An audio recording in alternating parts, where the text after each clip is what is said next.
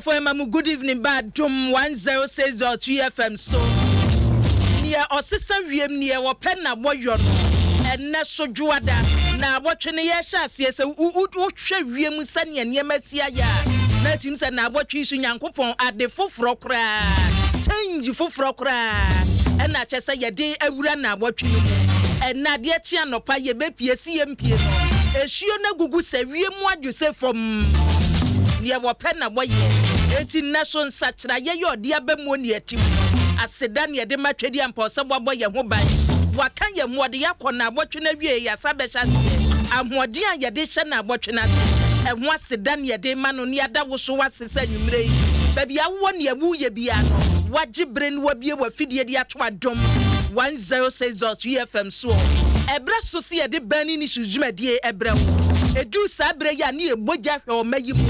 eniema ekoso ne ebeboa ye ne enkoye ne ebommode ne ahwese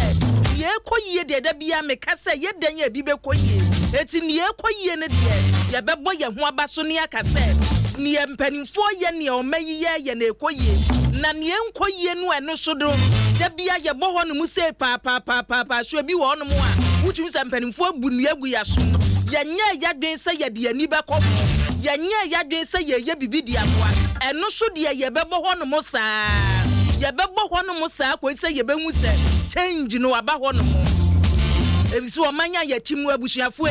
se ya nhwe ne ya ntoto ye niema ye na ya nkoye ni mu a ye gina fa ko ne market time ye gina fa ko da bia ba bia ye gina no ewo no mu a ne ye gina wo hwe ye adwuma ya ye eniema hodo a ekoso a ase ye gina ya na momu ye nkoye nim ye ma ya chi na nei ne ade hya ase wo dwumadie mu ne ye hwe wo dwumadie mu bambo noa achiefu etie bani ni susu bambo ino ehia yen echi ye bo hono mo ye kone asaba ne ye bo hono mo ye kone asaba ne ye bo hono mo akodisi e behu se omanyi mpanimfo ne ye fa ye bambo ho no ya yiri mu ne ye fa ye bambo ho no ya so niema mu se wo bi ade ni febrebe tebebo mu a oman Ghana ye betumi agina ye na so ye betumi agina ye na so ebize ne ye huei enne ne ye koso wo oman Ghana mu no so obi ka che wo se Ghana ya yiri ye hu ye gina ye na so bibia ntumi mebomu anya nokore eniema ekoso wo mayi mu nyina no eye niema ebi esida eye niema ebi esido abusuafo enso ade no akwa na asa atwa no na besi nachi na mpanimfo abeto mrade wabeto na nsesem no wode akere yen na no memeda ne ye koso ene ye shatawale ni stone boy ne wonum koyeye VGMA awoso wonom no abushia me busuminum se ya me niama mani abere wa asemi mu ne se kotonima busumi ne da ya na toso nkron wo man Ghana mu birichie kase ye bo ye abrabusem wa ye teye ewo mayimu afi ya sheda hye hofa wo tikra biribrabi so wo twumfo se atu ene mpanimfo a kotokone ha asihia ye nipa ewu ye ene kohwa bushia bi wo bi maame afrim wo bi papa afrimu eniema akoso enso ni nyina no se nyankopon amfa fie a enka kotonima bosomia sumu na anu memedanke bisiye ni esi wa bra na dwumadie no koso no sanka nipa wo honom no eye se ba ko ye se mi dwane mienu adi ache miensa adi ache ka stampede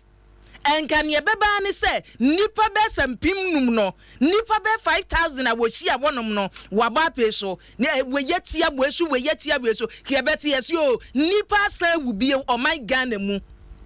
na ne enwanwa wo mu ne se be busumi ni busumi kura nuriye ena mpanimfo ahyeda abokokose o my Ghana mu yemma yani na ho osomo ahodo ene niema ye organizations aworo programs a ye be organize no mpanimfo ma wani na ho no mo ye bisasa na ano ne ye course emimini da ne ye course no organizers no die no mu taking into consideration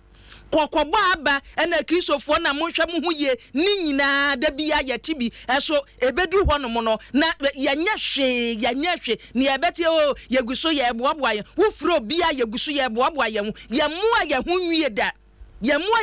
da o enu nti na ne efira nopa ensuo peti ensuo tokakra kona kohwa alajo kona kohwa amanfo ne ma ensuo afa esu ensuo afa nipa ya betena ha say program yi so ye ne nadmo mpanimfo ne aka o yeguso ene ye ntotoye ene ye tigatamu ene akodo na nakwahwe ye ho adwuma eso abusua ensuo to bi ye fanipa ensuo to bi ye hura amanfo niema enti ye de kokosachi aboa no a wodidi pete wodidi bola so no ensuo tosi o china mesimi dan ensuo ni toja ye ne ho wo ya na chese ne wagya bibia woso wo ye ebi na ye no man Ghana mu ana ebi ne ye no mayi mu ye boye kokokra still ye nya hwe mfa ho muntoto mu niema oni eda so tim na ade no ayira na ba beto yen ni yesi na no mimindai no abusua eye big example ye kire ye say May 9th ne ye call so wo mayi mu no ye nhua hwe emfiri mu ye nhua hwe emfiri mu o efisan ka ne kase na ebai ne kase pa na ebai nipa wo mutumi tena ase din nipa wo mutumi hye wo mo ho so no wo mo ne eda wo mase wo mo pa ne eda wo mase na ye bokoko na ebi nsibio never again omanya yetimu a ye mpanimfo bibisi na frɛ na wo bisa omo a omusio nyankopɔn ne ye bɔ ne mpa ye sɛ wo ma ye ho bai wa abra nipa ne ye de tumi ahyɛ ne nsa sɛ ye adwuma no tumi hyɛ wo bi nsa sɛ wo bi na afomo a ye ntwe na so no ye nyina ye da nyame ye du hɔ no mo a na nipa no aba be ka cho so ye hwɛ ne nyankopɔn be ye da nyame nyankopɔn kura asɛm a wo mu ne sɛ wo soro boa de wo boa ne ho enti ya hyeda animdifo hyeda hwehwɛ mu ne ye hunie ye de abetum anim mu nsiesie mu ho momma mu ho ban event organizers aworo ensode ahodo momma mu ho ban no ko Burkina Faso manum na kɔhwɛ na watwe ye wie ye MC yi ya wono wo wasisala isosio nipa efri Burkina Faso memawura Ghana wonu mbura henan more than 400 o mawura Ghana omo ba ye omo so mbedokui omo man no munyo eti sa nipa no ebe ni nyina no abusua ye science a kire se ni empanimfo no kan ye na ebobo ba mpa wo wuram nipa ba ko wuram nipa mienu wuram se yade a henan screening a ye no ye nim nipa a waba won bia se o me be ye farming enti enhyehyɛ ye empanimfo no aye no ene sen se wo ko ba bia ye domu a enhyehyɛ ye ben no mayi ya ye change ben wo wura ba bia wo hu change bia se ne kane wo wura ba bia no wura se wo se wo ko VGM an wo wura mu wo ko program we ya eno an ye da so tim sa ne ye wura mu ye hu nsa kire bia enna nwumre yasem a ye de topono so na ya hwe asem a da pono so a ye besi ne koso ne se ya hu siesie no ye ne sen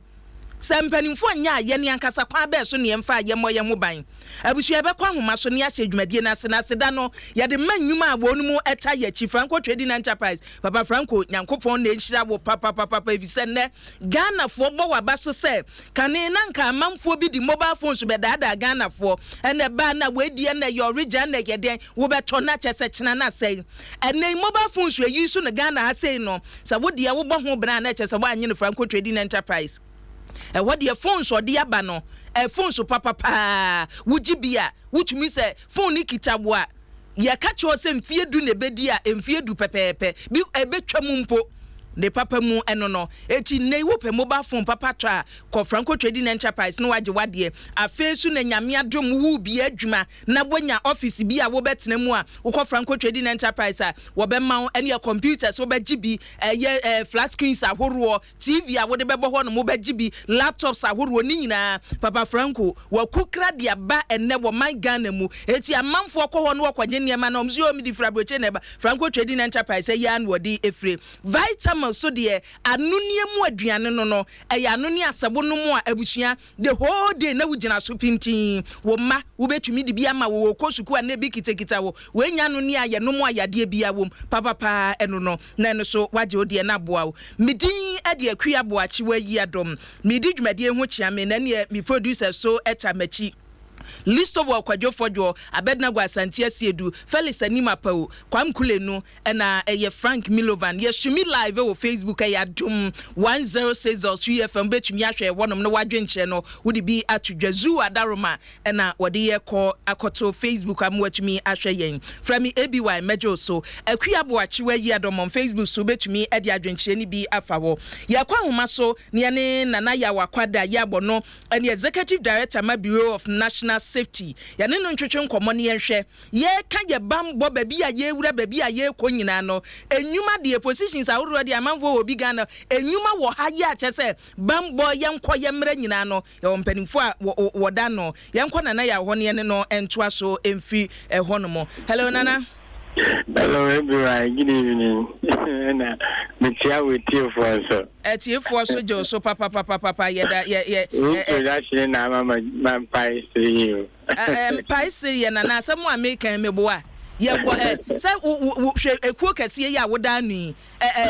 brofo eda so wo kan ji so onya abotre Bureau of National Safety. Public safety public imposition vimfini enti mo adwuma ne sen fa wo de fa yekom ne enko me na se ejuma ejumaku a ne dikan yen sha ban ase na mum no ye ne aban edin sawoso wo kwan bebre so aban enyumaku a wo mo hwe bamboni ahweye su no ye ne wo mo di sawoso bebre ninti etode bia na essence ye nyo mudin sawoso in terms of policy alternatives and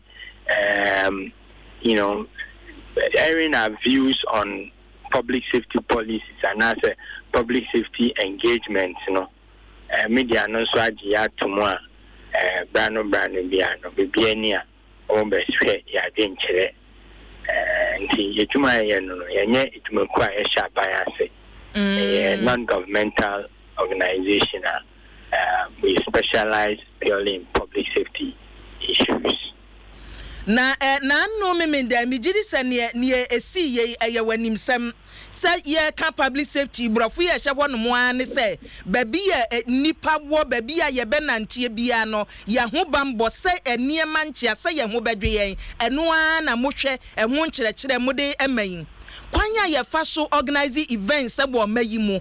nipa ekoho no mo se ye hwe bo bambo mu no mukwe na no mo ye hwehwem be ka kire ne motorway de na mde betu dwa so na motorway no ne hu se eniema bebre wo so a emwa fa se ye organize program se bo mayi mu nipa ekoho wo bambo mudi mani ade akire yo ebuwa menda wasi bebre waka motorway asem amemfa menje mense kwan na mefa tweet for ina so nim se nyame adomu a eye china sorry kwapamu a yebesan a publish the first quarter public safety and crime report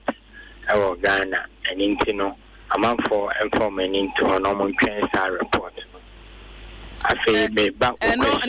ne waka nature say wo mayi ne mayi ofa edikan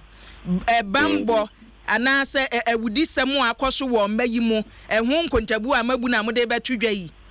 no cray dami adumo a ye de betudwa o china na mode beba betudwa na no ekosoro na ekofem ekosoro bibia ekosoro eduwa ewudisem ekosoro wo mayi mu yeah, and the figures will blow your mind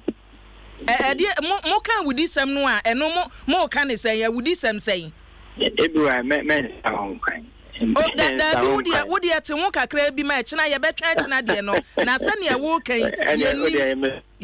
nim say no ya robbery cases so say then you one me directors actually inti necessarily need you more na adom ni nua no ma sempa de me. Hello.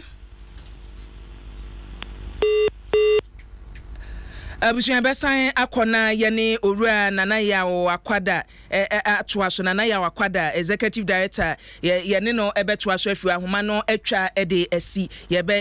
besan bo modern yensa ka no na sane ye wo ka no na chese wudisem no awudisem de no wochena enu say ba ye de betu dwa amamati bi nana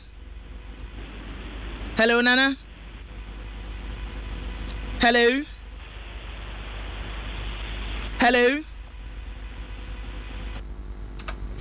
abusia ensuo no egugu saade wuni mo man Ghana mu ene wonti eduru sabre ya na ya abochema me san hwese yensa kanana ewo so a hello nana yensa entumi enka no bani ni sujumadi so enie adum 106.3 FM so ene di efri yensa enhwe ahomani bio ahoma no entumi enyina so medical edi ato wanim se dwumadi a ye de bro enne ye hwe wo mayi ye bambo ya ho siesie anya ye bambo no keko se ye siesie ye ho se bibi ebebom pofremu ye siesie ye ho se bibi bebom a ye betumi asomu ana ye nia kasa se wuni pakro waso ya fa bag ya so motoam me ko program bi ahosiesie ye wom hello nana. Hello, everyone. Me dase se wasan agye so ahoma no na etwetwasie enti crime no wo se say ya wudi sem say ya den no de wochena sanya midi kan no me say wa ni die mu na china yentwen china ye pa report no hontoma e de tie bia mo benya ba no kra wo mu ni say disturbing most of the key indicators no amukosoro na emehwe nim after china report no impinifo mu aya wo de mai wo motorway ehun sensem no wo entity sa report inso ti said ya wo treaty motorway report no abisine over 23 U-turns on the motorway yanyanhwe besine over 14 major stops our motorway no so in 200 mobia enti na cha sa nana meba motorway report no amode ba ye no beto na yenya ho hwe wa bra report no so ma yete say ebi be come ministries wonu ma hwa ye nkwantempon so che say omu asem ne form hu nyina mu di bi akọwo no mo so mo de report no ba obi anya ho hwe obi amfi mo no prepare obia into one mo say response to our letters no cry by here for ministry no de monsaka yeah the call ministry yeah the minister of roads and highways yeah my director of urban roads, director of highways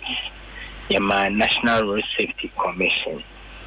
and I think I need to say but all these people I've mentioned, my woman copy, bona fide copies of the report. Na say be I bet you say yes, Sakamokrata no. Yeah, can mumponsem no, yes, Sankim. And I think so no. Near my observing or motorway in this no, nearly 4 weeks near, and nothing has been done apart from say baby or so any no for a few woman. And now when we I rebuild the barrier on the bridge, but nothing has been done on the motorway. As I speak to you, we have over 23 U-turns on the motorway and well over 50 linkages to the motorway. And you see, people are emboldened, people are making the U-turns, people are turning on the motorway, people are stopping anyhow on the motorway. Empire Airborne say, akwenshia ke CB enkopie film esanse bibi sa kopie film a penifo de omeya ne se amba bekeka se ma chen se de omeya na da no nana yamra yasem wan na dap no so ho se ye organize program se wo mayimo na anu ya yete ye empanimfo bi ade betu dwa se bambo ya nyiri mu ne ensoy dan ya hodo ensoy ya hodo nyiri mu na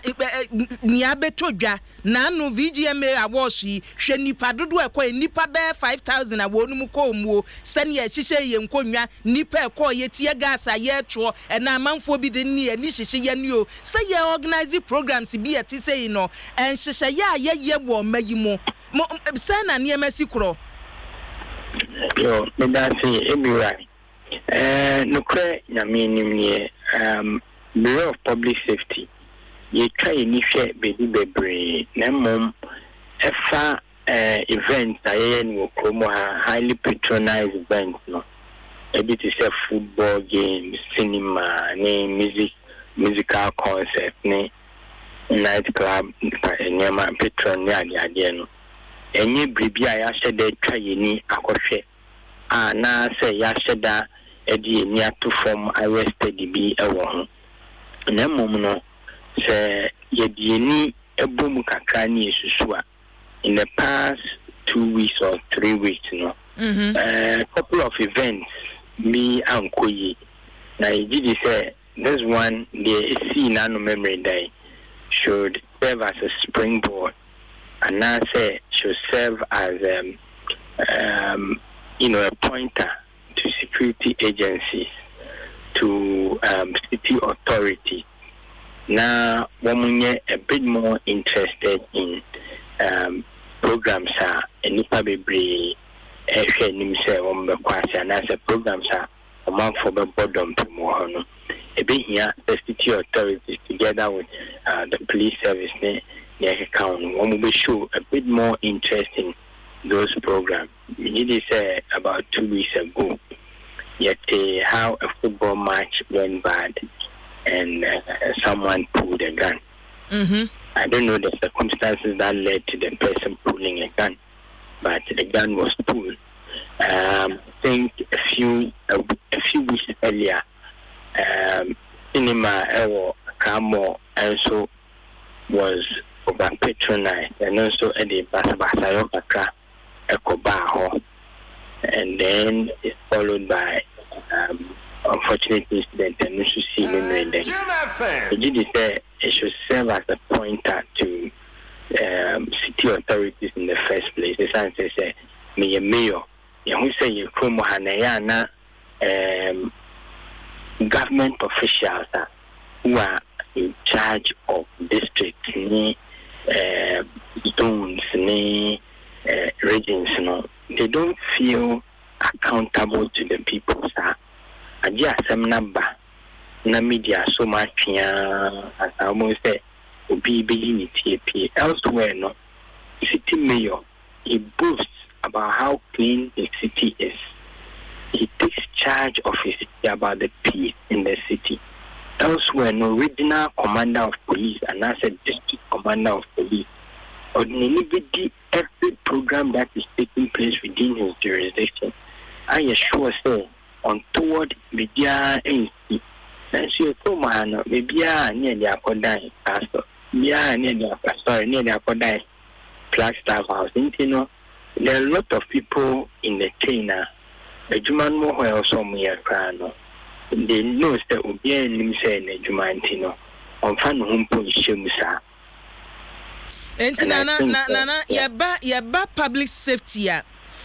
Say will be a shisha jumadie bi ye nipa be say 4,000 5,000 2,000 1,000 beko yemfa ne ti say baby ti say yago pramaso ye say kotokone ha se ekobo match wo wo no mo na anu ne course we VGMA ye organize program bi ti say amamfo organize bi sa eniema ben na wo se edi gu akwan mu ebo nipa no a wo kɔ no ho ban. Me na say unfortunately ye krom ha no running very limited. Yemfa mandatory Mrabiangu event organizer. So unless it be an event no wayeda, and I who said the impact on traffic, crowd control in the town issue. And no, then OSHA organization as no so the police steps in to assist with even the planning. Now, you can plan a program in this country from the paper stage to the final day. To the before police ni on to Hori, district commander enter Hori. And no, maybe moving forward, no, I'll see it to be a say be our planning program. Na ebia ewo arterial major arterial road ho and I said the nipa say never ba and na nipa say you must involve XYZ state agencies to come in. Now, it is always done at the discretion of the organizer. Organizer any program on also when me here police assistance no akofre police on here obetimi and na dia gibribiaba and by me feel say a few incidents are you from May 9th no it's about time yetimi they share go akwem city authorities liaising with ebia the district security council no between this share ne go akwem for event organizers operators of popular pubs in Yakeka, so that in future we'll be able to keep more people more safe, because Ubu was sorry say all barbecues in our theater. No, say why all security arrangements to take care of his personal safety. Unknown to him, no. Say we last kaka, that person's safety will be compromised, and I think say to a large extent, that is what we probably witnessed on Saturday. So far, no, a few we are monitor on air. Actually, say organizers, no, did put in place a security arrangement, but that security arrangement was not as exhaustive. As a matter of fact, no, from what I hear, no, that security arrangement was nothing more than a cosmetic arrangement, because I understand that quite a number of people were access the hall without being screened. Quite a number of people also accessed the hall and they were screened. As to why they allowed people to access without being screened, no, I think that they have to explain. Initially, we refused to speak to the media because you can say until say organizers abe kasa akase yeniyema I'm trying so hard to steer away from mentioning names, but if yeniyema papa kwan so for two room and I am my way kwan so for two room, we cannot see say there was a breach of security because there are security arrangements. So we invite me some member show. Let me say I feel threatened, so I want to come with I want to conceal carry. There's a military honamaba. Now me no agree say okay Udi and Fabra. That is an arrangement also. Say me know your pronouns me see me I want me carry me pistol aba. Now catch him so that be nana. Ebeya jaw person me abi person me arrangement amount na police form create you and that is also another security arrangement. So so far until organizers have not expressly come to say they had that arrangement with the gentleman in question. And if they did not have that arrangement in question, then you want to ask how many more people had, how many more people concealed carry to the event, and to what extent did they compromise the safety of all the others who came in thinking say they were secured. I understand there were ambassadors there. There were a foreign minister was there. So when you bring all these people together and you don't, things turn out like this. Let me say to a very large extent, it affects not only the organizers of the program, but it affects us as a country and how serious we take safety and security. And I think moving forward, organizers of events, the city authorities, and the police service, should show a bit more interest in some of these places and events. From the work and no me the Jumadie no course organizers kwan your mo fa so organizing Jumadie no ye betumi aka say omonie mansisia omonie mansisi so screen ya wonu mu antumi anya nwie ne yesi wo honom so eda di pefe say wonu mu antumi an organize program ni ye Hebrew o kan sa ebeye dini kakra at least when the altercations no shas here me who opposed to 4 men, me sansu who a soldier 4 men on stage, and I think such a program to have 4 law enforcement, and I said 2 law enforcement plus military there, it should be okay, because all we need is, you don't want to flood the place with police officers, because an entertainment program, the Bribinia police force can call for backup, and that's how it's done the whole world over. But as to how come organizers claim said they did not have arrangement with a young man to conceal carry into the program, and yet that one was able to get through, no, it's not only a security breach, it's a failure of the entire, organization of the program as far as safety and security is concerned. Because na miana mema wakwaba na ramifi na uditu eraho abrakwa sabi mi hosti omampenia. It is considered a serious security breach, and we had representatives of other foreign governments in there. And I think we should be looking lightly at it. As I speak to you, the representative of those foreign missions, ambassadors and honor, say they will be advised next time moving into any such program. They will start dictating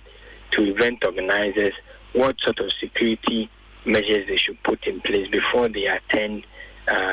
their shows. And I think it's not a very good sign for Ghana. It's sad, but because Charterhouse, we've known Charterhouse since we were teenagers. But for this to happen on their watch is a bit sad, But that's what it is. As far as safety and security is concerned, no.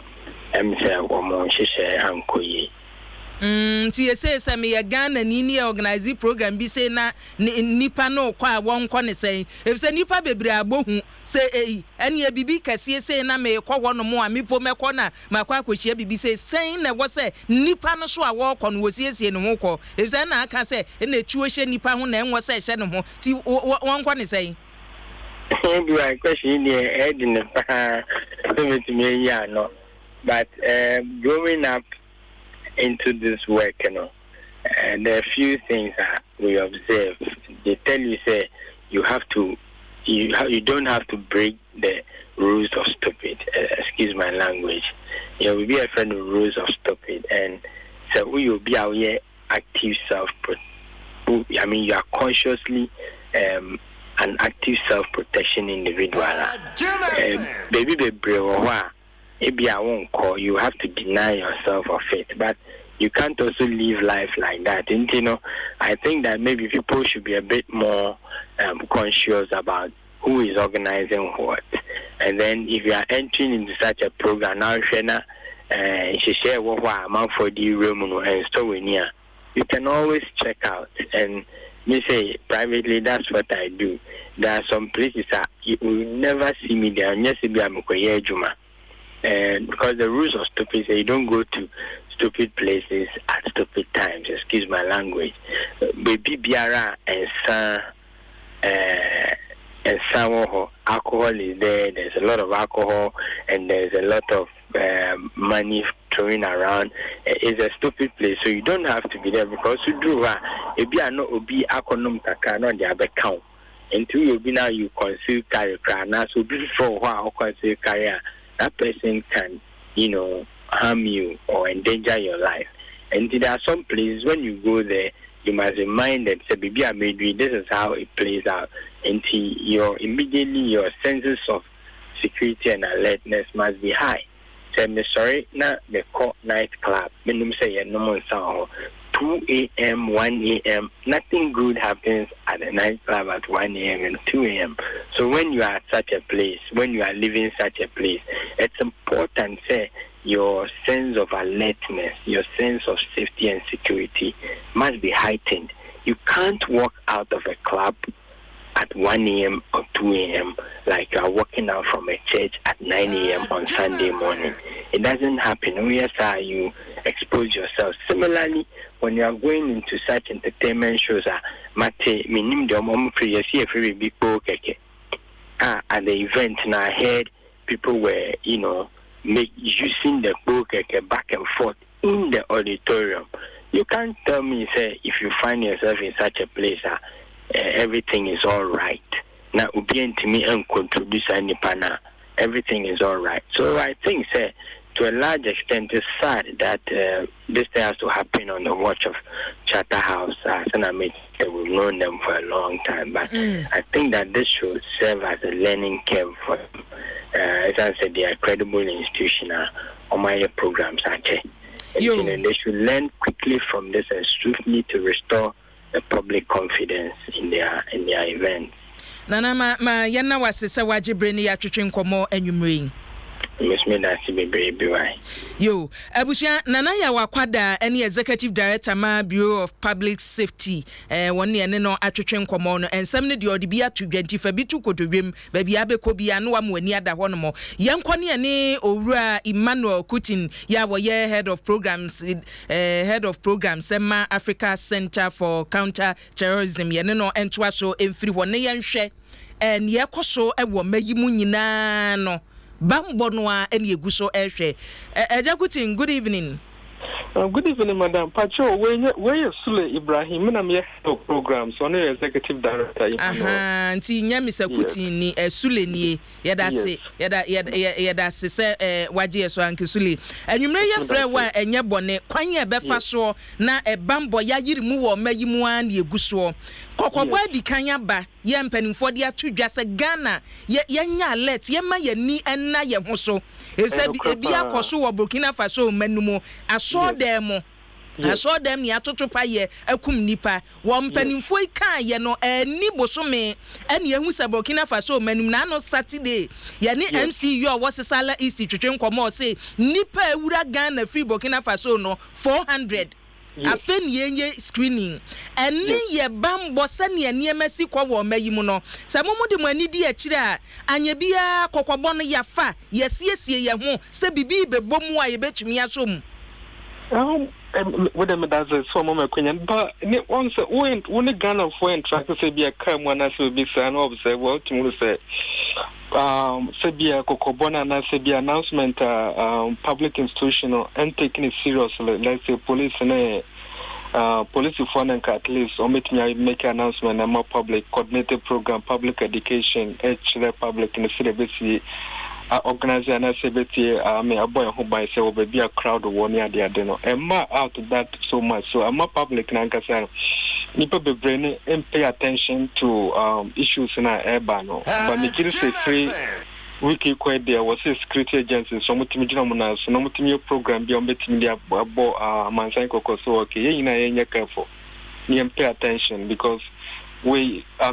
terrorist attacks police and security don't be betimi bia but almost protect system let's say ye wa bontina ntimi ama police for no akwan na se bi ntimi ancho mo so okay say ya a bed so metimi a controlling na so mu hia ye mo and yes you more some of the my quantity so okay say tie ni hunu bia yetimi ade abo mama ni enti o yin public education and sana public council atimi pay attention if you say na anu say your reporter ba ko yo wasante mantemu etumi ko kumasi dwom waso anu say ne perfume bi a wato no de adaka no koye nipa ete honom no de to honom ene wo kogina baabi se me hwe se nipa no po behu se me de bibia to honom a wo bia atwi nani ne wono kofa ye no ko bie mu ko hwe ade kure wom ene wo sa de to honom enti se ne wo kan ye betumi abasa wo manyi mu bambofo no de ye wo beka so ye siesie ye ho nanso nipa no wo ye wo manum no ye nim hwe fa sa ne me ye ekoso no ho enu na celebrate here pa waso mu bambo for it me babo ntema announcement yet me hono strategies say terrorist guys no so mo use for instance obetimi ababa maybe a church bi na say gathering be social gathering be say na yemfa ne say kokano obetimi de sa device ni bi ato kokano mo no de ato hono mo wonu to hono mo wonu say kokano kura no ba at the bonnet room to the 200 man, this was sorry. I was so the wooden and channel catchers, madam, for what they were Jan Honomo. But say, I need education and public and cities yena yet Huna. A bad dinner to be pay attention. And a Ghana, dear by console away, Mona says, Sabio, yen time for Biadiasa. Yen time for Biadia Santi. A bonus, and no, say on some year test recent Romy Bua a car said, dear, walk and report a yen of Mason. Sa attitude to away my yen time for Biadia, so Biadia that one my assay and pay 1 cent and per 7 far. nti ye musa questions eno ye challenge ba kwa at least say police for the team ebom no mutimi chere so okay dey so hunu bibi da na ye suspicious so also timi busa questions so ho enti ye nhwe kokobɔ no ba bi ya mpanimfo edi wani hweye sɛ ye nokore sɛ aso dem ɛna sɛ nipa yi wo ba wo target ne sɛ ye be console dem na akodi nsemoni a ensori free bra kokobɔ no ba ye no mu sei mu de mi gidi sɛ education ya wo mu kan no mu ni mu betumi aboa ma ne ma atumi akoso menura sɛ masori ya me call ye sɛ ne esi wuram saa ne ewuram o ma nhwe sɛ wuyi Christ the King yes wo nu mu atwero bibia bɔ hɔ no mo kyerɛ sɛ wuni pa kromfa bag chenchire bia ma wachi mewura so dem ma wo ba mfa we ma no other churches no wura mu asɛ ne esitia na tie enti mo no nsɔre fo ni bia ba mo hɔ ya mo kyerɛ bɔ mo boa wa na sɛ ye dadagya asa a bit of contact here for information and as be advice okay yet betimi about educate or members in be but ye church na ye betimi ada betimi akoma public education but I will say church leaders and police and public authorities and timi ya no back no mutimi okay public education police dey at least omo anti-terror unit so that experience no will be. So church and civil service may contact police my advice okay mumra na mumma public education you hunu say niema echo and I dear back on so me I can say media phone betimi afan say bia taxi drivers and Uber drivers so offer be no so okay if I'm church we say and I say if I'm hotel we say so your taxi driver na at least wouldn't can was so timi no edin komo no timi hunu name want to be a one who say bi o free hand eba ejuma ben wo ye enu nyina boa se be nipa no kodi bone a ye nesi tracing yetime unu so okay oyo no kwa na koye anaso free group bi ma cell ne da so ma betimi a trace o mo some information nyina was so omutimi de ba out so mo kan na ye ena churches go home ana ga any Ghana I mean hotels in ba bia so be you pay much interest say be hwe ka na ewremu no banye nipa na ewremu no but nipa na room so betimi de bone na hye no ho or the chen kutukumu ba bia wo de room eno ya ne yentan hwe bags no yentan hwe eno si ahwe o car sini ade but bone betimi a hye nipa na kutukumu na sina tade no de room nsɔre nko mu na ɛwɔ sɛ saa ahotosoɔ no kɔ sɛ wɔn mu ani ba wɔ ho so evi sɛ naano memenda ne yɛkɔɔ soɔ VGMA ne yɛsi wɔ hɔnom mimi hwɛ bie no na nyɛ ne nipa no dwene ho sɛ na ɛna obi ayi tuo nyɛ hɔkora na misuro ne ma me yam hye me ne sɛ adeɛ yi a yɛka sɛ bi betumi asie nkrɔfo jihadis fo betumi awura Ghana saa dɔm yi ɛne asɛ ɛhɔnom ayɛ bɛgyabɛgya sɛ wo bibi tumu a ni ebesi wo honum bi ni enti event ebasa ye organize events bi wo mayi mu a wo se wo onum so ma wani kɔ hɔ na sɛ ho de ye mfa nka ho de no korepa so mo nim kɔ hɔ because wo hwɛ terrorist omo actia pe bi on betumi nya maximum impact se bi nipa bebre ɛwɔ so enyes emfa ho se chess school krom betumi akɔ school mu o betumi akɔ beach o betumi akɔ clubs and on betimi akɔ airport na say bus terminal ba bia nipa gada bebre no mo pese maximum impact because omo ya na che say omo yede omo mamanfo no abuafu omo aban say aban na ntimi amwa omo to all the time on pe bia mbanya maximum impact nyɛ say churches nko a schools universities any hotels beach and all those places so we see am nipa bi obewura ba bia ɛyɛ crowd bia no I will say to me pay attention Yanko my Ghana yani Burkina Faso ahye so na yanhwɛ nipa no be 400 a ene wonu mu abewura wo my Ghana free Burkina Faso manum a empanimfo se o mu bisa wo mo se mo be yeden wo Ghana o mo se o ye be ye farming na ye baby a ne yete wo Burkina Faso manum no sa tuate dom no abegye yasase nti ya ba Ghana se ye ba be ye farming we sa kokobɔ abayi nyina achi ene se ya gyi nipa ni wonu matena yemayimu eni yembodess no kwan ye wose ye fa so na ye hwe wonom no agya no an ye namwe ye onse Ghana borders na ye ni pillars bia etimi block and I say be a new walls be a block so my entrance na bebrebe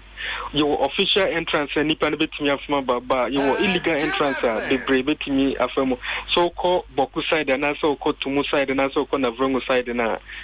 unse illegal borders in the doorso so nipa na bebrebe betimi aba but the here na say your police service immigration service near there they know last some time ago you issue statements say omuntimi interacting with communities na mo border with Burkina Faso Ghana north east one northwest one omuntimi no mo interacting mo so okay the course wo ho ne se bibisia ye wo ho mo moya amane na che say o moya arrangement with community leaders na betimi the information ama police and immigration officers o matimi active fast no mo intercept to say ni pa bani hu so okay o mo bay abone for kan ho sabon o matimi yo me observation the question security for more type of question betimi abusa hu say ni pa bay ni trimu ya na say ni trimu nye ni yetimi select them out because o mo bay you and laws ma ho kwan say o hu kire wo man ma wotimi seek asylum in another country Tintin can see your mom, but I was a vigilant who is screen who say, or more bay, and which no more, and which no more bar, and to no problem, and as more bay, Bonington no more bar, and say, I was say to me, take a caution, I say to me, a handle or more. And this screening no quabe so near Befavisa media, and Kayanya Ashim who said. Nipa no wo munya kwan ya ombe wuram jihadis fo no be wuram omu wuram so a area so mo be kono enoa ne asem a chese kokobọ no e ba ye no pepepepepe se wo hwe nipa no awuram kwan ya wo fa so report no say northern region ena areas a ye mining na wo hono ba bi asem mabunu ni adwumaye northern region na nipa no afa wo mawuram wei enti no screening no ye screening won sen ye dan yahu se wei wo hwe na ni nkranchi a wo se wudini wo se jihadis inti utena nchen wei tena nchen screening ye ne sen police for almost styles we are immigration between your busane questions adwuma no wo ye e wo kro free hall mobile nipa one o manyan kuta hodie wo krom o free ba one man information so omre Ghana fa ha say wotimi busa questions ni wo ho no betimi busa na man ho akere no ne yetimi yina sinchan obi a wo ye genuine person o busa ne questions na obe straightforward but obi a na dwene enye correct opeso be di bone dia obe try so obe sese obe dey obe kata niam bi so but intelligence na police na say immigration so mo train it am mo mutimi I use those questions na hu adwuma na we ye o chrome when na no mo interaction o chrome when na more direction say bra say those kind of questions na betimi amia hu at least BF and also immigration officials from those regions also in Kutahudi with local leaders. CBA chiefs and as assemblyman opinion almost what to do master to form.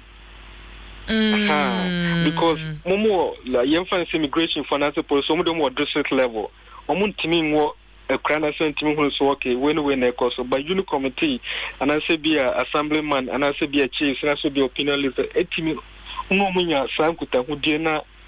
akwanya beda hon ma ometimi am information faster enti kwakwabo e ba ye ne se mudi mani di akire a mija wa mo akono Ghana yesiesie ye hu se bibi bebomu a ye betumi aso ano ye among for bebre na ate but say yakase yesiesie ho pa de yentimi ye definitely yesiesie ho because there's a public education biama out in for police for no advert bia na say bia engagement recent yet the police in churches in the engagement but you that engagement to the level of okay ordinary person on the onam cycle and say be onam akra no information average no any engagement say a free your police and security system with Muslim communities, Sebia chief imams and leaders of the mosque, what no money interaction I catch from say friendly way, Sebia mosque one so nipa ho bi ba no so ye na bi na samon tiasia or some reacted. Some traction in ember out. Any young message be a directly ma your bus as a sunny paddy conasa taxis and as Uber drivers need a young information be at the moment and a young information being so about our or more building contractors so be Obiamo and aside okay, semi diamond, don't expose much of his building security plan. When you tell us about me the several years about the study of building plan. Now what building we na nipa na bom no about this money no. Yo, Uncle Sule me emfa unsi anwume na ye namase won cheche amachase e de eboa ye da se pa abusuan panimfo abonum ehwe se bambom wo no se atuache dom bi ye se wonum de wone ma beba bebomu a ye beso ano pani ati ni no o Africa Center for Counter Terrorism na waboa yen ewo encheche ene ne ene ekoso yenwura ensoy ne akuwudu a wakeka mo abomu na yenwe wonom so kokogbo aba no sen na asafo awodo no mpanimfo ededa no wasom esiesie wo ho ede bo nipa eba nso dem honom ho ban Reverend Emmanuel Bariga General Secretary ma Pentecostal and Charismatic Council wono ene penna wo hwe church ma wo opani ya mo adwomo akwa baba Adom FM so anwumre Amedemo so yada sese anwumre Reverend waji yeso anwumre ye frɛ wa nya bone agya kokɔbɔ ampanimfo de beto manimu efa atuate dom wonum chi mu pa wabɔ ɛna ye hwɛ mo so ma ho siesie a mo yesamudi bo nipa ewura nsoy dem no enwo ban Reverend so me damwase now ya wada Ministry of National Security on frɛ akonhye mu bi mo conference room or ministry ho na komo mo ne akodi ye no ne se ade threat jihadist threat na abedu sa mo no nukure enti omo kokko se ye be ya hwie e wo ya kwenyina ade omo di to ye nim se ade a bebia yen so no bebia omun internal security no ye to omofo na omun hwe ade security systems into in place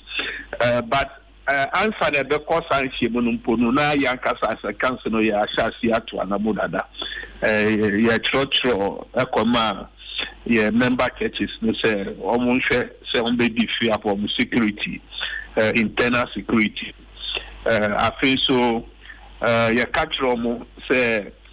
omo a obi in charge of security say no any omo beji omo foforo de aka ho no I was say omo training omo enti ye committee no at the national security for share your board say see boabo asani panano as ye from we to sa from so be training omo amaya omba be enti ya catch omo say omo de now use this opportunity no send your be bit training security no near security no nko afie all shares so a omo ma ni partner bia sorry them no omo so bit me training omo so amayen enti ya sorry ko no say omo de so be use this opportunity no na ni ya no amayen and ya ka hu bi omo say ya catch omo say omo educate omo members no omo raise awareness about security issues na obia get security conscious so who will be so the number that's baby edi ana say oye bibia usha suspicious na in tamara na wa abo police for and security services no amanie senya be o metimi ni edi ntem senya be o ntumi be share adibia generally no ade start to say you start I think so yes sorry been so no almost install security gadgets sorry no say metal detectors for instance it members no for say wo ko baby na say ye safe security gadget bi mo na say dey bi be show who ahwe say bibi wo ho enye so be call them ho omun come I mean they should cooperate with them send your be your bible no be di mo eka we mina no ye pese ye de ehu be she obia mu ye pese obia eboto ne yem Christopher de yinim se Nyankopon ebo ye ho ban ba se nipa a Onyankopon ma enyansa de was saying, yeah, yes, you bet with the Atuna Queen, send a bear, a bit to your boy who ban, a bit to me, yeah, can't ma who be and should be now, so we send a bear, any better. Now, in Naya, send a bear, sir, near my bonnet, maybe, or member. Reverend Churches best saying Shemuku Yase. Oh, yeah, well, over 200 member churches. Over 200 churches of Ghana Pentecostal and Charismatic churches.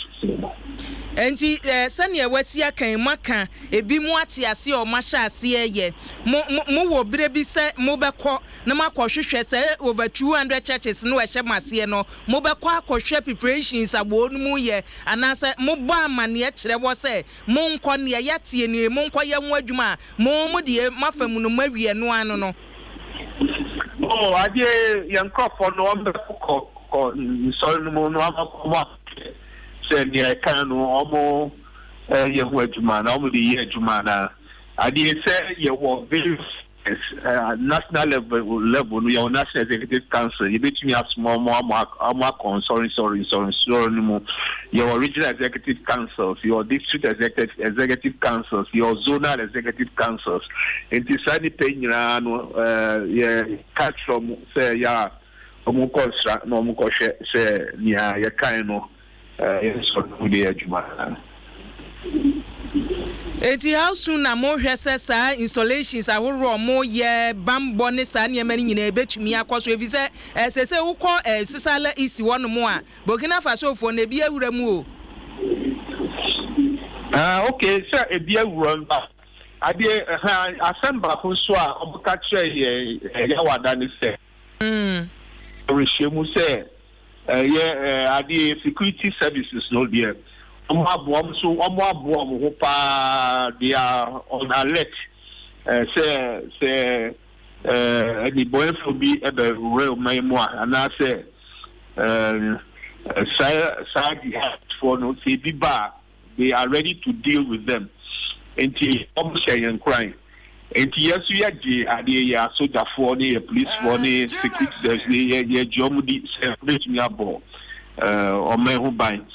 Enti omo eboewura oman no me assure Matthew news mo say the security service no mo screening omo profile omo enti yenu say ipa boni phobia omo come ho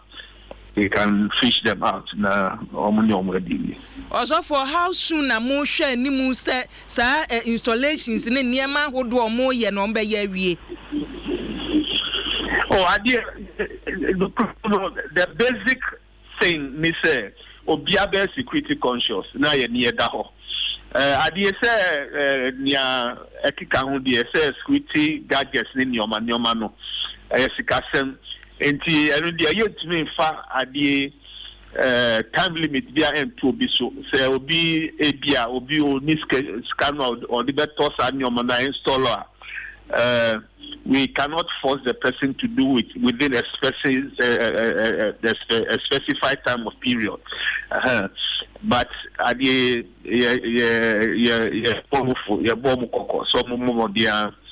some timelines there to me for timeline and to say by this time you must install a security gadget in your place. But the most important thing is say you better so say you will be and I say be a course between na chese ni owo sika wo betumi aye amoboaboa no atoto machines ne niema o de bebo ban no na mo hwe ani mu so ba ni oni sika no no force no how. Oh, well, I mean, the bottom line is we ourselves should be mindful of our own security, so that whether there are gadgets or no gadgets now, I mean, we should be mindful of our security. We should be aware. We should be conscious of our security, and try as much as possible. Now, as you say, be a stranger. But the fact of the matter is, I mean, these things cost money. So if someone does not have the money, and was here to sorry, then we have to still go to church and take other necessary measures to protect ourselves.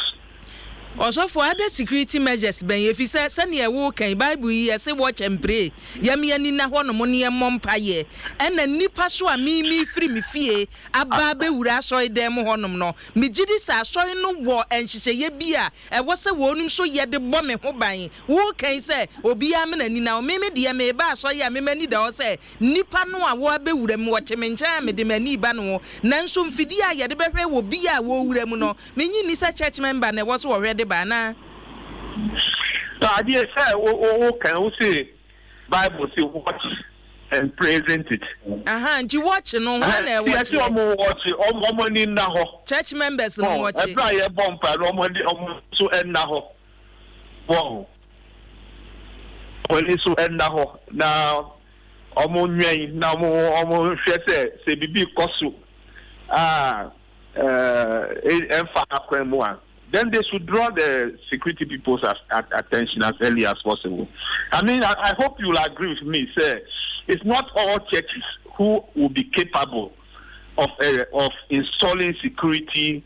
the machines and gadgets in their premises. It's not all the churches who will be able to afford it.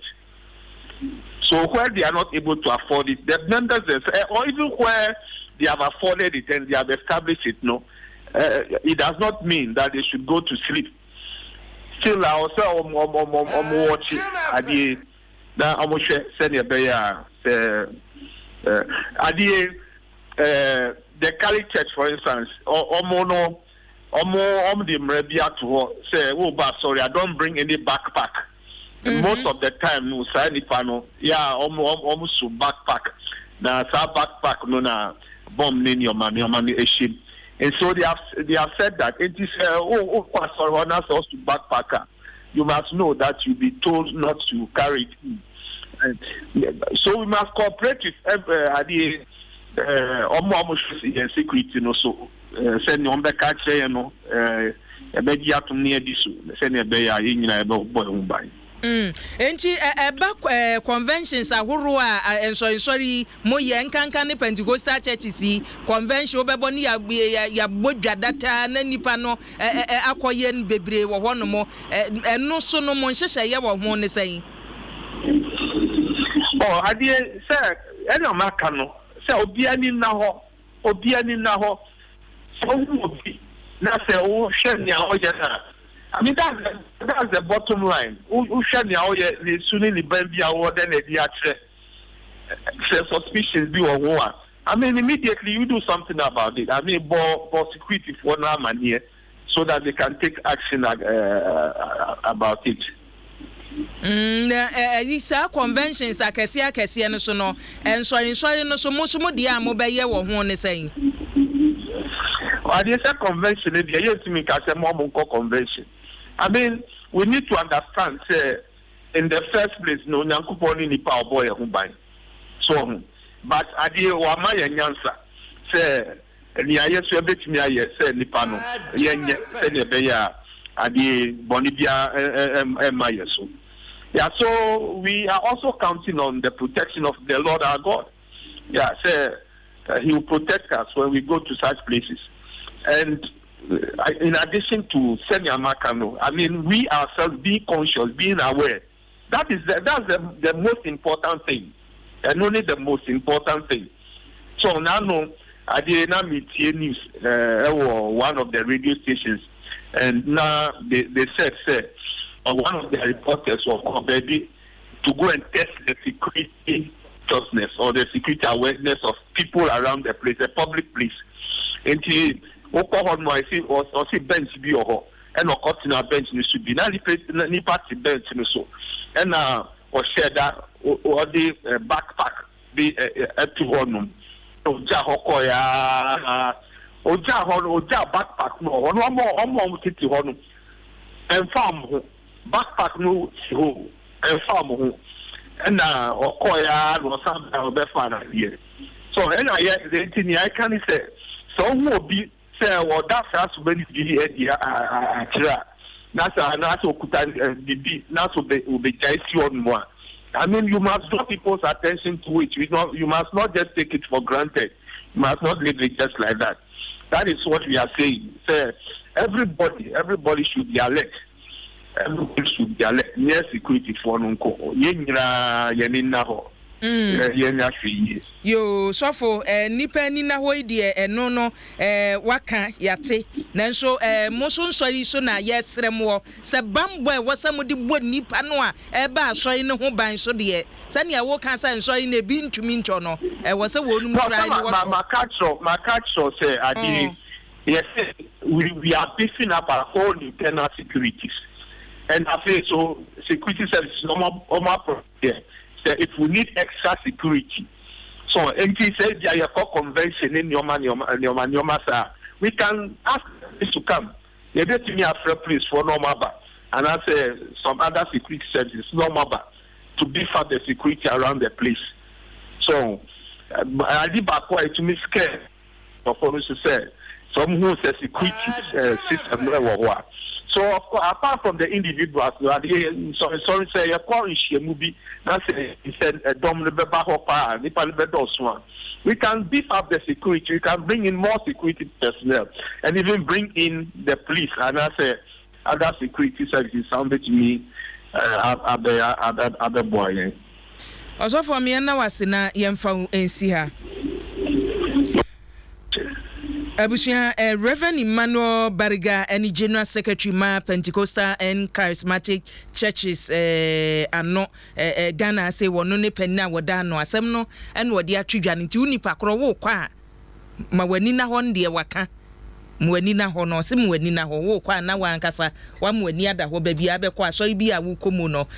Clement Duarte e de ya abode abani wo se mehwe mo papa e bi wa mehwe mo ene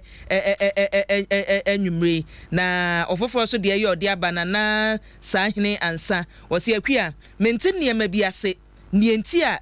Ghana fo hu se nipa bi ya de na nya yentumi nya kokuduro nkonkwo report se nipa no ezama wodo asese bambo security no wayiri mu nyina ne yese wo bi hu so bi ya de bi na chese wo hu ne ye pe no wadu aprotifo kwaba mane Ghana yeso yenye bi na beboa yen ye besa bana madwenche ne ye ya baba kenkan bi e de amamo live on Facebook ya drum 106.3 FM bani ni sujuma de ne eguso ayede ebremu no sada so na akua boachi yi adom on Facebook ubetumi edi adwenche ni biato Franco Trading Enterprise and Vitamil kan ye da wase se waso yasene yenkoni anu owura Boaten Africa Center for Security and Intelligence Studies Centre enkomo Eja Boaten, good evening. Good evening, Abi. Boko dear. Abade da Roma eguso.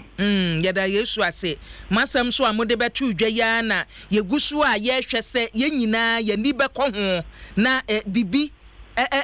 free awra na say ye ni na ye so bibi emebom eti ne ye ne mpanimfo ne ye pese ehu bambo no sese nso ya hodo no ya yiri mu akoduru sen ensam no ye ne reverend atwetwe nkomo na ne wo ka ne kire se enso ni jama bi betumi ato gadgets ne ne ma na bi su ntimi nto ti ye ne ye ni na ho no mo Eja Boaten mo amode mani di akira akokobɔ no a mo de twudwa no ensori agodo no ahya ase a wo siesie wo ho bɔ wo ho ban yo abi ne di ka ma men tia watiefo sene panyin ka ye na no gadgets no bebre yesika fem so unti no nya dia o so so no do ni na ni betimi ato because baby to say expensive device be no kwa ba ko $50,000 so mo unti no share size ka ya asol no do say na nkete ne betimi ato na ni na no no e wona kwan ho if you say sa ne ma we no eye hiehu a wusuehu because gadgets maybe do opera CCTV cameras near the never pass all there one so nobody will have been no okay I say if you say so you suka plan or day ba so the people will all them ho engineer ma ye be ya ye be preventive or no so measures na me ya de bia make no say ye be stress on the 3Ds no enti asori a oni fika o beto to sa na man send you make 3Ds, you know, first D you deny. Second one no you detect. And you can deny and you detect boma, not for you detect. So what you detect, what you get first two now, there is no way and call for no bad on baba. If you say, who are my pine? And you deny access. Information be on here and tea on betting your bow honor. What deny on? A pine on the fast one betting your back or premises one, what deny on? Into one with me back on one, now with me detect here. There is no way on betting your carry on any idea. Ain't you know a young treasure? Now, since I issue alert, you know, and solidly, you know, I shall see it to one among. Now, saying for yes, a gun of Fusua, the bigger for fly, someone actually a gym on the air. And in an anchor a day, a bebenya mease. It is uncalled for, you know. One year who see at woman come on better. It will more on Bessac on the say. Why you wouldn't say, Ghana, no, strategically, no. Ubi bia wo ye bibia wo Africa ha West Africa no se ni papa mo se ni boni mo unya Ghana ha o face wedding kun ana we no mo so no nyese wo ba ya de no no akwaje aba so bodi bi o unya be bi sa ewem no na gi he a na kese wa achieve ni game ni open honya enti ni kwan se e mo kwan no mutimi be ye sa de no enti no so far de ye hwa asɔrfoɔ no bɔ homɔden na mmom nyɛmɛtrɛ wɔn sɛ ɔmo bɛtiri ni wɔn no ɔmo po ɔmo hu nimdie ɔmo bɛtumi atiri ni wɔn sɛbesɛbe nyɛ sɛ obiara ba a ɔsɛ meyɛ security expert na obiara ɔbɛkeka wɔn wɔma yɛhwɛ wɔn hu nimdie nyɛnti ma wɔn teteyɛ a wɔn bɛtumi ahu sɛ papa yi a wɔbɛn wohwɛ sɛ n'ani a wɔyɛ no a ɛwɔ sɛ metumi ɛbɔ prin no na metumi busa n'asɛm nyɛhu sɛ ampa one more boy, I saw it from buying now, one more boy, I saw. Don't do any antiquia. Maybe this year, or between I know my boy, or one boy, home by any idea, hear me. Enti no near waka say asori for no asuso mu no ene ne na no memenda ye tifri Sisala East one mo Burkina Faso fo yi amoka wo masemi omo aso ne yese ese be 400 ewura o my Ghana mu no eti sie de kwaya hye so mu statement no mu state ye say be northern region ena baby a ye tu nsase mu saade na sa nipa no bekowo northern region sa nipa ya abai no empanimfo be dan hu se wo mo maba mu so ye bedokua ya sase e doso na jihadisifo no ade enu nti ne aba be dan hu se akuafo na abai jihadisifo no na ewura mu no ye bambofo no adwuma na o mo wonte tia eni simbusa do do ni nyema bi drum bi nkofo no be fo ma ye bi hu na ne wasi ya tia se no se sankofo no ekwan on fa so tuo mo kwan ano no ya blochiro be bia o mo fa migrant ni mu a no mo dia cross because meba jihadisifo no betumi afa nkrofo ya abaye mu o mo ye da so wo cross border na wudimi mfetuo nko wudi tuo kwa ya becho ana o mo ban so a eniema o mo toto na o de ye IED no o mo ye local market no o mo toto no what you have here? And you know, last time I catch up and you do what Ben say, even fertilizers a plan, yen shem law. So be better fertilizer beer. Yen shem your dear coin, yes, will be by house in fertilizer beer 10 by some plan. Oh, and ye may be a bit more crime with me. I'll be yes, and number 7 was see you on the point. Now, me person may come once in the because who come once in the Brianna, a do be a compromise security, no, I put a beans with the back. But we are making a sure Ghana for no say, almost proper in ye. Name a binary so logistics be here beyond on farmer woman. Woman to be near Jumano. If it's a woman dear, no more person or bayano. What do woman issues were? Change now on person, name who sue on crime beer, and yadia on beating her. And you know, I am vigilant and yen at the bay will be piala and your bamboo for one. Next, you know, traditionally there's no. Yes, no man. Momon funny say, Yabusiafo na aba. Ana we de no mkaka sabako. Enti we de yen animal. Ana we de there be omo ya ne sa ombe ha Ghana man. Obi biala obeba be hyewa. Uni ma se uni di ma obedie no. Sanoma omo ya ho ban no. Me omo want to ya ombe ti di npa na fam. as nipa no aye nkofo ni bia ye bi hu enti no kakra meka wo ho so no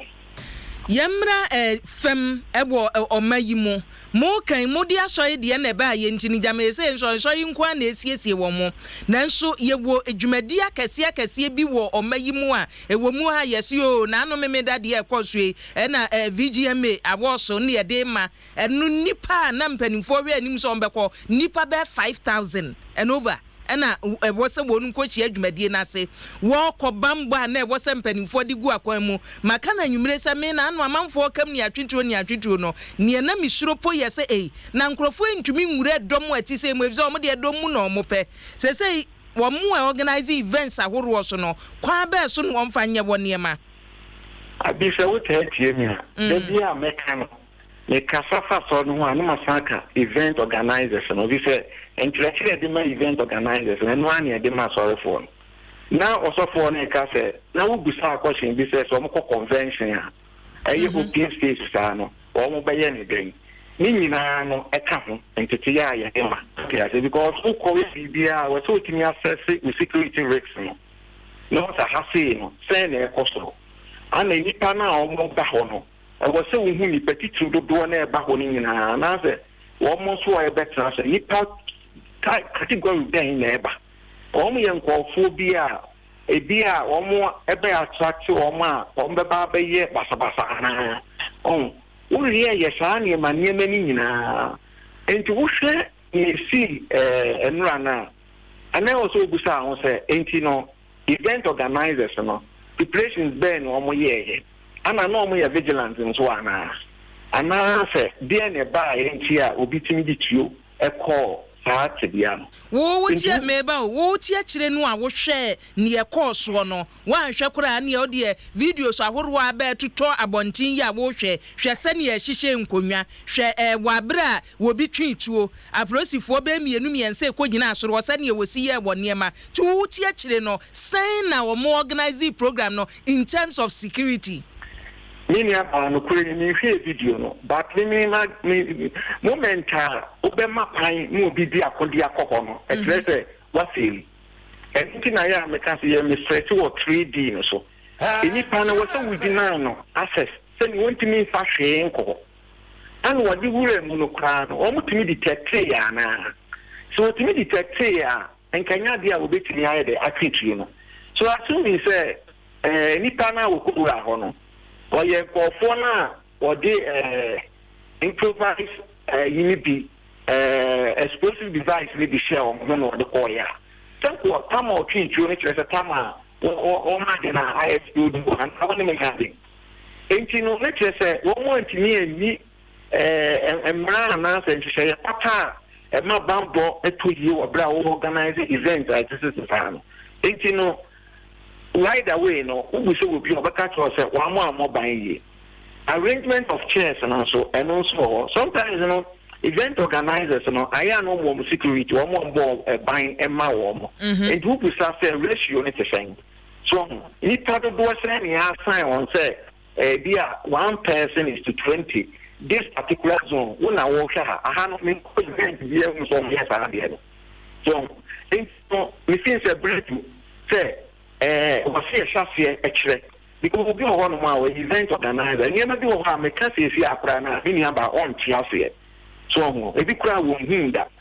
enti no e was here shafie ekire ni edi nkomo kono na school for do na so esu ade no ye nkire o because every na yi wo no enye brepa na fi so obi be kwa organize bi bi sa bambofo no so ni hu mi kra na bambofo no nhase so ombabu nipa no na ma bambo nsem ayeden akoso pepepe wo ho no se ne wo ka se bere no ewo mu no nya brepa enti ayese wo se Ghana wo bia na mo a etuo hye ne ho se Ghana ye akoye no wo bi sa no e na se malansese na magil me wo lansese enti e wo se mitumi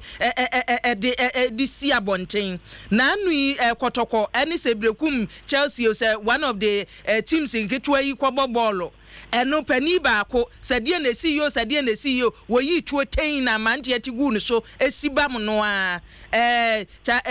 Shatawale ene bim nation die so won so atwetwuo na asem ni siwie ye no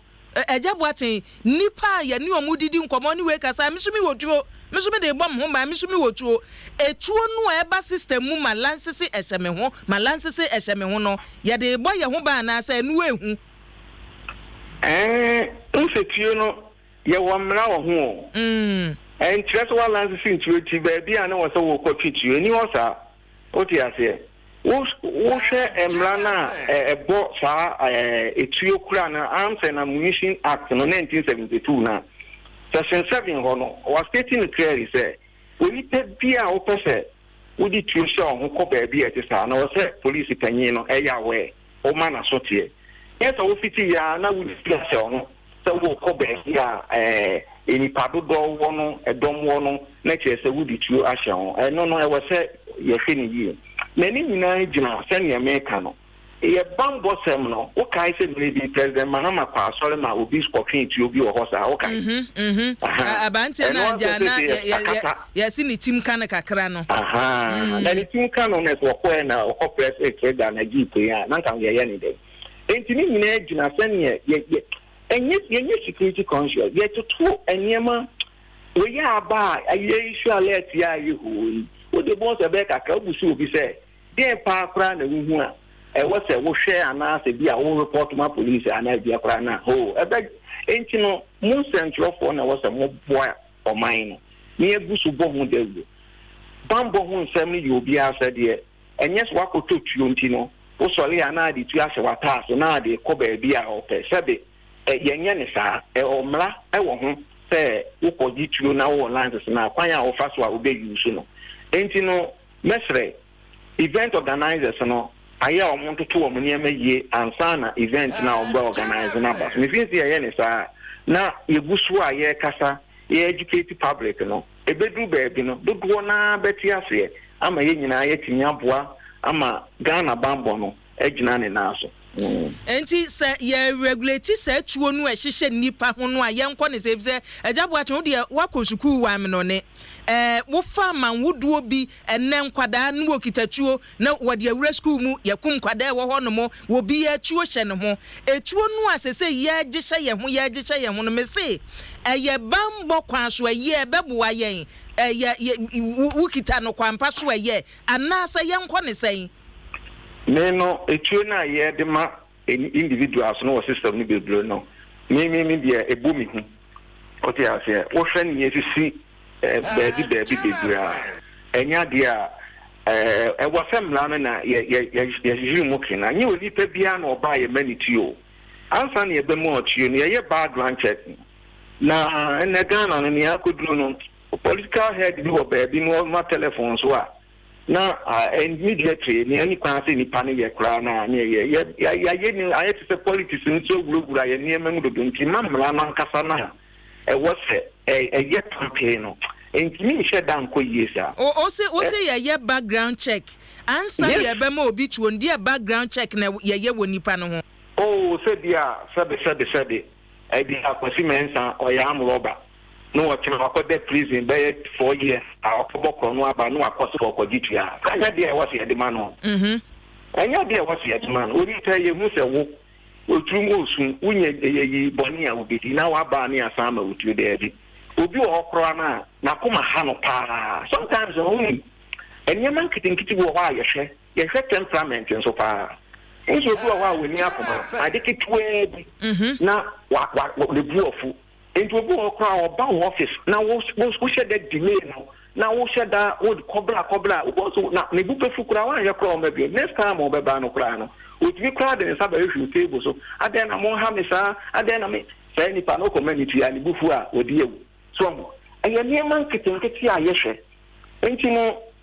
police for no ye say adwuma no so mo because say Ghana police ye train on wo mo nim sa na e mani nyina o mo mambla ni adwuma ni tuo na ekọ abonten no edoso two aye etuo so a ombika efikire baabi de wura wo mani mu a ye lance se ye kura enu so do na wo system no mu a ebi di bon ebi di bokro no ebi di nwuhuna ni pa so keke so enti no saade no we fin se wo se bambofo no te say na anu die ye no ye say ye dia ba ye say mining and ye de ko mining akoprocheche etuo dodo a ye say ye de ko mining e de akoye protection na wo no mo eti anu say nya kwan ye beje agumu ahu agum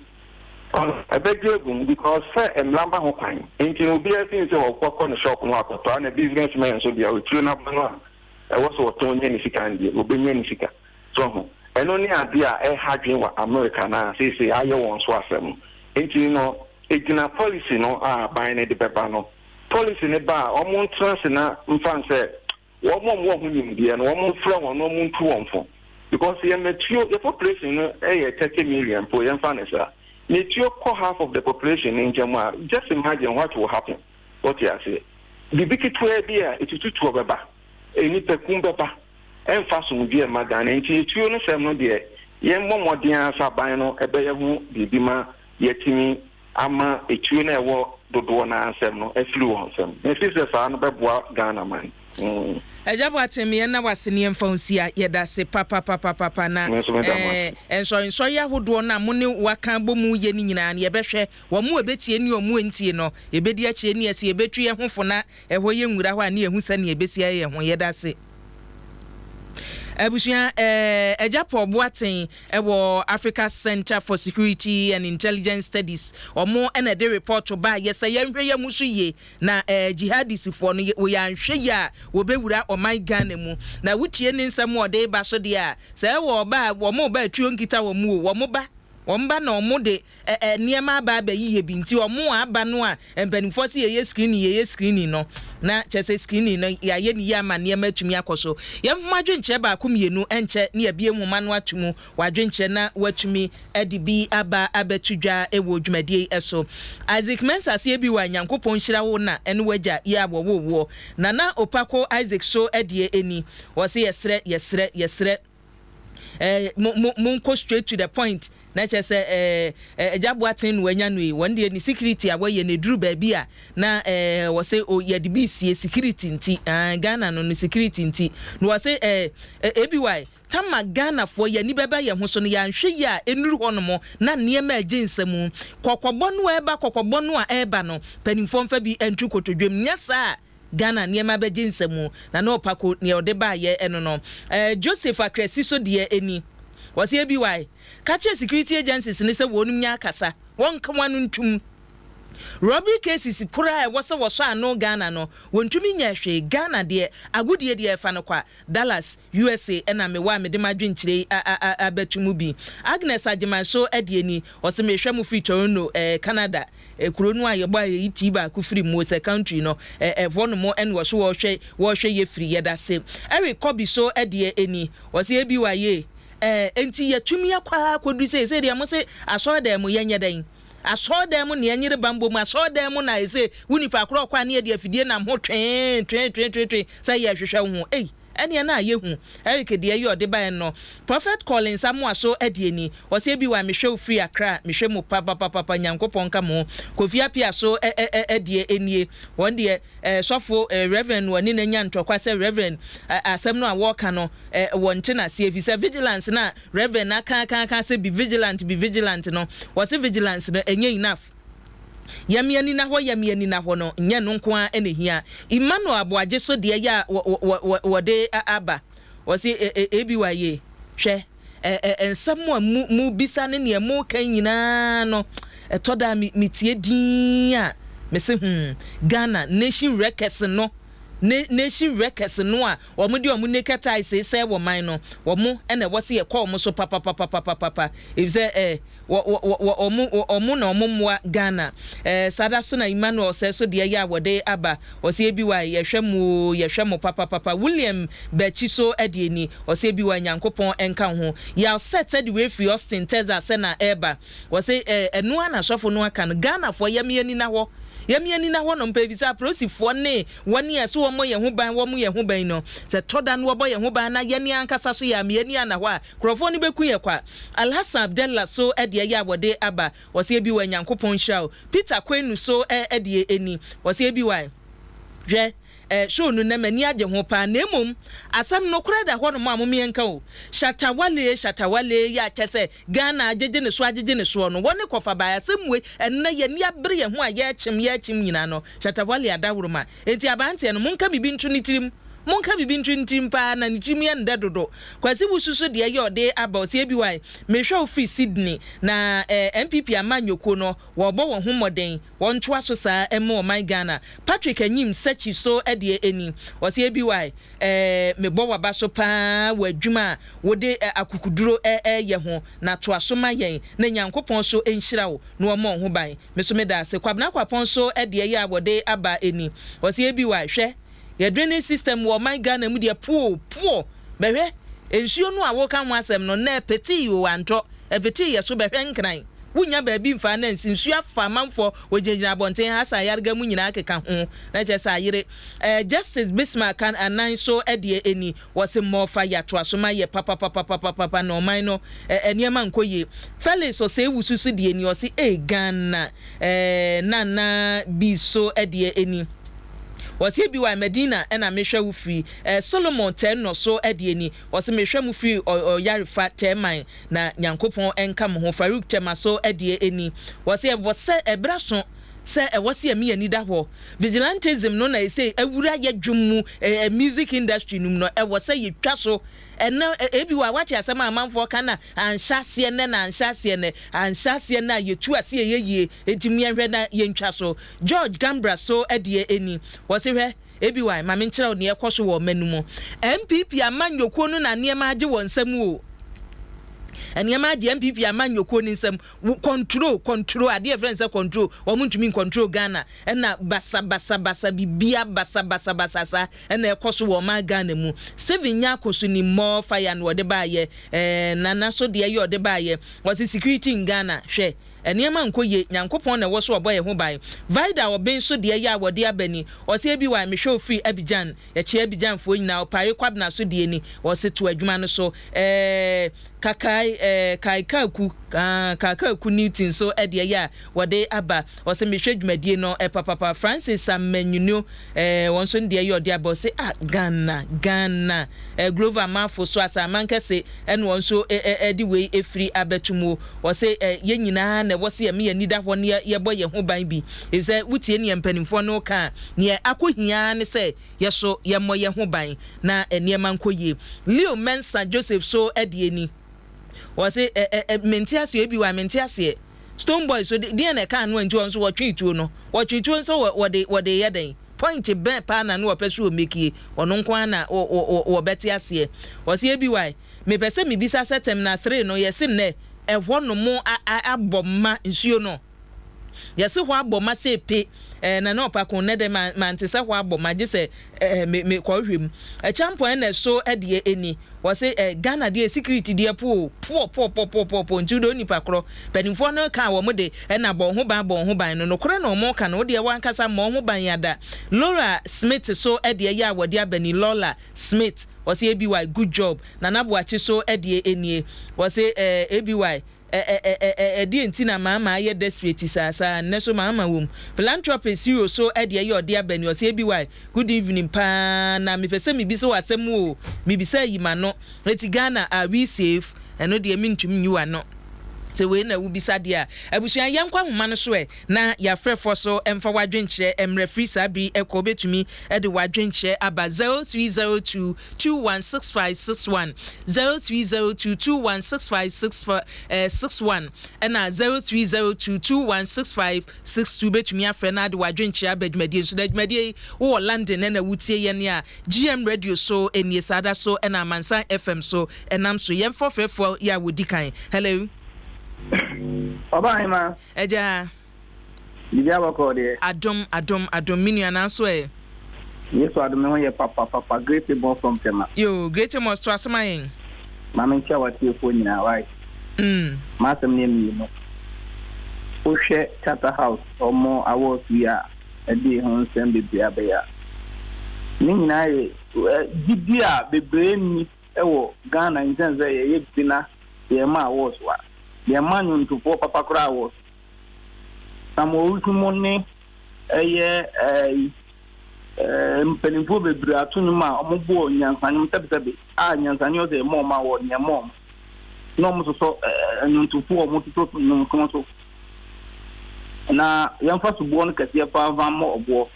obo ba ni ndu bit man sana but on the music ndo be say no ko da bia me kan say music idea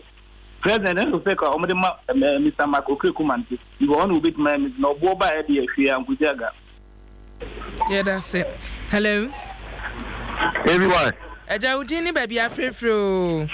Efo na trans wa hanu. Yo, efo, twasoma yen. Everyone. Efo. Weke, eledia. Aha. Gba na mfia. Everyone. Na nchia Ghana fo mina. O se amansan wan. O se demu amansan FM. London. Edem mane GM radio nyina. Na amansan mi da foro de mi chia no papa. Amansan bi oni ase na frɛ mi why. Everyone. We who na kami wo Ghana. Uka script ya say na uka no. Wo di oni ase transfer. Everyone ato bi na ukɔ ba bia. Wo be nanti mu sa na ukɔ. Te say ba bi po na yɛtro no taxis around. Wo me say taxi around na security for tra no mu hwɛ mu ni ase. Na everyone we see sa ni paro no mo ye sa tata house sa sika no mo fa mbo na kufu adu no fancy school dan mbo Ghana because we share ni na practice we atwa mbo ye aboa otoro no where are you everywhere na we na ya turu ya mama word na be share nipa na otuni jeans atress one two na we be share boss so aye see se boy see ba no mo ye mu tiri basa sa di pa we no nyina me see ye ntaso see the Miss Ghana ya tawu ye mo ye ni asi na sa ni ama we ni na security na trust of Ghana no obi a hwe se everywhere me say sorry we didn't know mo nya CCTV camera sorry no omo ko ye se ya na omo kan correction e bi no omo fasika no basa yeah that's fo na yeah nto so hello. Oh, good evening, Mr. Kia. Good evening, Udini baby afrefre. Collins na kasa na kasa free ekai amomole. Yo, Collins to asoma yen. Ma minchia with TF4, na minchia ye SKJ, incoming aspirant assembly mama sama and sister Benedicta. Field program papa. Also try the amomole Methodist CSS. Mini aba wa bobo sem hu bebrebe. Na yen hwe ye see na no memeda. Ghana ha sebe obi ni ho so semra na we ye dadaba we ye mama ba it we de o ye de ne kwa esefata unim sisen ka ye ordinary person bi wo da fa na se ye obi bia e bi onya akonya e be twa ticket e kwa tena ase na nka o twi to ikura ma obi hu to esi bi hu ya e ka ne mo setrefo very graphic wine fake e di denim pepepe asem be die twe sa ma ni panahwa si angeli ni sa dana ni sa se won kwesi aga see ye superstars musician and the way in ya can semi from the what happen here is some from ha you was ya ka ho sem e bi ni ho kire sebi bua fa so ye hu be bi nipa that bremi ni aba is you to play brass circle ne bra baby no te si choko no kokoshe se ni nipa deseni be bi oda e wo sem na wasi ya ka se ni mamoni nyen koye na satawali and a stone boy Collins hu hia papa fi se nipa mienu we wo chitafo no ka se wo mo ko so commotion do kokuma se no abisa se commotion obi ka se commotion ko so commotion na ebesi wo mayi mu enye yemfa nto atiefo anim se bill no ya manipa mienu ni nyina ekofie afe na panimfo ye enhyehye ye ase be kokoto ne ebedi akire bia no se besi aga se nsi aga no ho ensem ye bedi akire. Hello Ebiwa. Mini Udini baby afrefre. Memwajo mwajuma pa. Your friend Destiny. Me do edu kwa breeze. Yo, Destiny. Honorable Francisco Timmons and then Nancy Baby on Swim Peswas. Now I'm Dr. Kinsinyako. Yo, Destiny Chief Executive Officer, National Accreditation Board. Hello, Destiny. Hello. Oh, Destiny a so hello. Hello, ABY. Mini Udini baby afrefre. ABY, me did to drove because of go mother rampon. Yo, Odro to asoma yen. Yo, medasi. Men ya kunye de im de jo appear from place out for my MP will see what the name. also man can show do chow for papa. Okay, it do baby or mine uncle said the baby now your hostem, but I'm na your womb. Because maybe I'm not ABY. No, blaming Madame politicians. Because of pain and number one. I am paying for wash or mind don't mind about Korean Wobotun. And the Mebunu for Waban so big at the wire. Where to Atase in the Batsy, or you and cause you to do a party officer, or people Wakata judge, manage where to Atase. Nina Yada or ma or mining yeday on Kodaim. Atase. So be nurse near na doctor or hospital, near Mebu or Quake, the bottom of Faban's wire. Wosia, Nina Yada or my. Inti me ma ko benefit in fact o ya da time me dam Shatawalo dam bimo to wine so mboyo o mi na me mpe wasam what I say due to the way we see kasa na the way we see your one o to me fi want to me dam inti dam yaman me nje won inti ye sleeping for there wo momodi no fu wanu ntum na pepepe ye mbra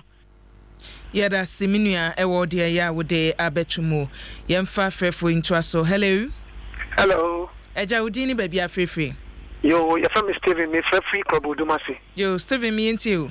Yo, yada was papa pani Jumakesi awoye.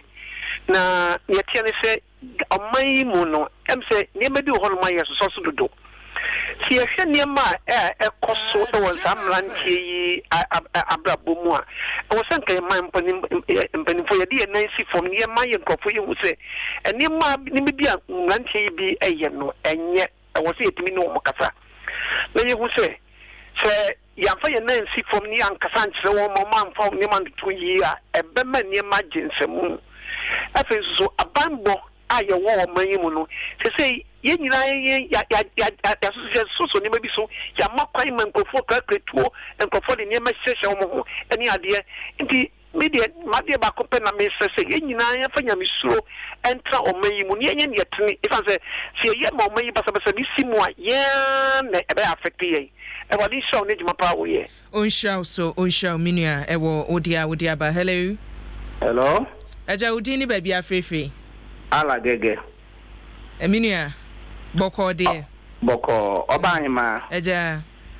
won say foreigners back Ghana ha 400 ababi na anyesa obanhima foreigners bi o mu Ghana ha ebia no mbe juma papa bi dia boa me nkan so mo mbe nyina na ni papa because Ghana for no bensu ye widi for papa he na aba ti wot me sisi kan kum nipa no ni Ghana he yai enti so bi free bokine ba no oba be doje ne ya me nya bi di egu yam pesi so na ba so te Ghana ha we Ghana ni a oni sa bokine ni na oba Ghana ha be ye adwuma me nya eye di no ana no ho mfa so obi gina Central Region kan wo tisika kum nipa sa 2015-16 kum nipa Ghana for the Brazil we give for papa nti mom yam free ni nkoze foreigners na eba ha ana eba bi boni because na hello why mini a udi ni ba bia frefre nkum kese fitama yo nkum mienti o first about 2 months ago me a taxi driver and passengers will from dropping the be a mekono direction of man no say or some come for the second lane but first lane no catch the be for the second lane and me branch was a cabin mechi and me call the left side say be na cabin asun for me but na bo be around 10 their way welcome to 7 should be side door into me catch your fans like driver no dimension so on messing me say on messing because my man chance me ma call left side to right side now hey yeah kon lane e da ho as man be doing chair I started to my time fucking driver fucking dumb over my day me shut up me shut up say that me work for me be shoot me but of course I'm say me if me say be say enter me by this side no na kwa the car be cross me no we safe in cam obe okita short person etuo me work for etuo me work for be shoot okita of na tundra mo kana me bibia wa ha okita tundra me work for be shoot me na me say my I'm shut up then my me here because we all do change the memo sign say be say into tuna baba Ghana so mushi ni enti that moment and sister someone for drop no so no omo e fa so mu solo mu jano call main road no so very lucky na police patrol team car biba no mo stop no se sense na eko nti afi be say man ka che me lock pa na me go na person sanka obe shoot me nti otu ne car no nti me ka che nkofo say police from mo ban ko me sure say bia manim bi true na me so me police for no na me come as me che yeko na park kom 7 police station kom 7 post office wo no ni car no ho nti egu shaka say na so fi top oba na guys mo sa so mu dwane na so ni me say akwan so e papa say e ponti so kwata police car no na police for no ko no mo from man no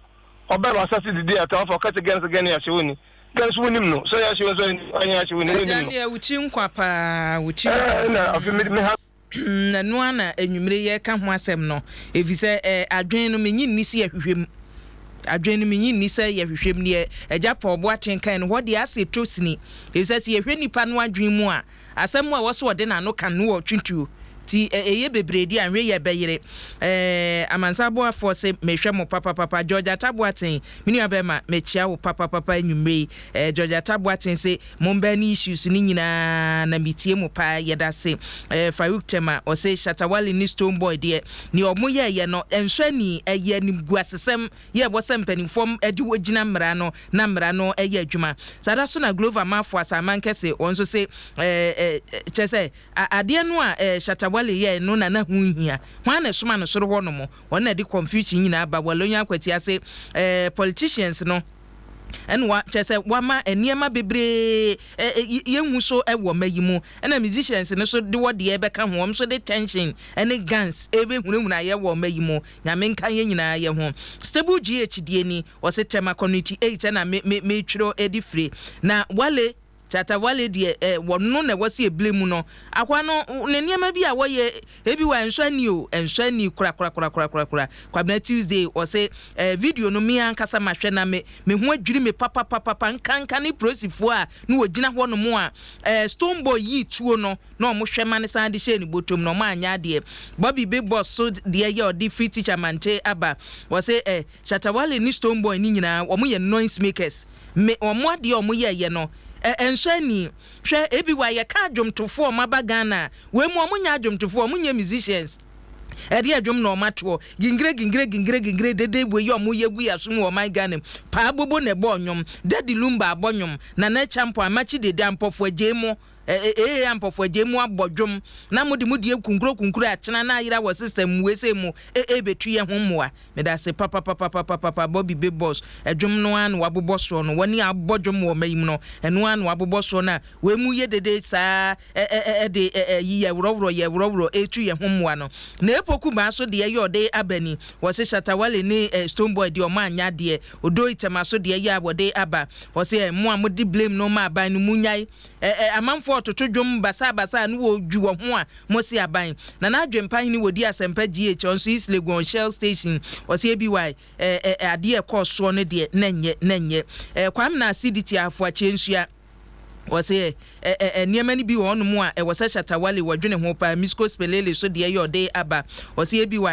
sankrofo mienu we yemfa mu nyina mra no Shatawale ni Stone Boy yemfa mu nyina mra no papa efise minim so wo munim se mra wo mayimu a Michael Onyo Martins wose ebi yen call spade Ghana yenye prepared ba kokora wo bambo ho Charles Nyame asamankese won so de biaba na Emmanuel Pepra wose akua ne ye course no nye woten Kwabna Isaac ene mo de ba ye nyina yedamase ebere no aso yemfa dwumadie no ensiase ne yemfa nyame asemo entwa moso enwumrei na maseda no me producer se na me de emabon ene listo wo kwadwofo dwo aseda so no enko emfa masada so na bednago asante asiedu na listo wo kwadwofo dwo nkra de no an mabonta papa na kwamkulenu etachire na Felix Anima Pau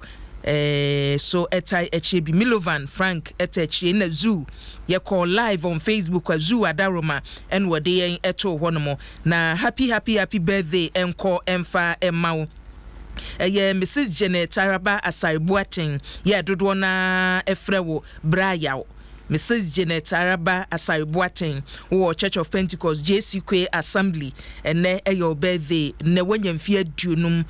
friukunu braya we no man ho msi nyankopon o hia wo papa abujen fa sedama Franco Trading Enterprise ya wota ye chire ene wo behwe phone so aye yusu obia de o munu dwan ne kita wo bia ye da papa Franco as vitamin so de anonie mu aduane a ye na so to breda ninti ya da ye ho ene vitamin wom de choko wo mu ne a wo pa bia no waje o de banana kura san be ka ho eti the one kasa pe choose your choice no where you are there now they call midin e de akua boachi wa yiadom empanimfo aye frɛ wo so aseda na enkoma won yeda wo asepa ejesule ye frɛ no emane so ye mu ejapo boatin Reverend Emmanuel Bariga na ye empanimfo aka ye frɛ mo minua akwada na ya wakwada ne woni aka nyina yeda mase odomfo nom na yensan enhia bio madam ase ma moniti abusuye munyi me phone na men sorry. Keep that dial